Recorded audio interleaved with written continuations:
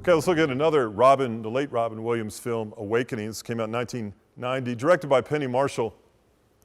And Williams plays the part of Dr. Malcolm Sayer. Now, he's actually sort of on screen depicting the real life story of Dr. Oliver Sacks. Now, what did Oliver Sacks do?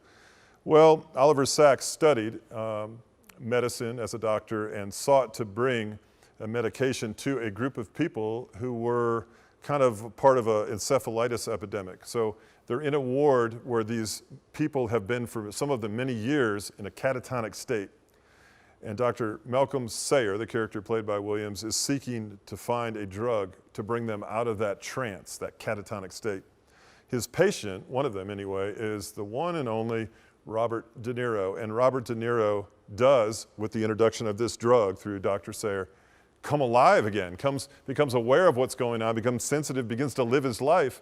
And as this drug is continually pumped into his system, he continues to thrive a normal life, only to revert back again. And is this Awakenings, it's really thought-provoking to say, you know, if you were checked out for a while, if you did lack the capacity to live your life and be sensitive to your surroundings, what exactly would you do if you woke up years later, and how would you assimilate life, and how would you look and understand and perceive what is going on around you?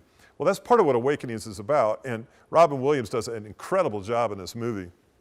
I think if in any character you put a beard on him, he becomes a different person, becomes a different character altogether. He takes on a different note of integrity and reflection and knowledge and wisdom. And that's what his character does in this movie. But what's the life point? What do we get from this movie? Here's what I got from the movie. The life point is this. C.S. Lewis, you know, the great author C.S. Lewis, preached a sermon in Oxford, England one time, in the church right there off of Main Street. It's called The Weight of the Glory. And in this sermon, he references something I find fascinating. He says that culture itself is entranced. That is to say, the culture is so mesmerized or entranced either with itself or something outside of it that it no longer is sensitive to the things that matter most. I see that sometimes.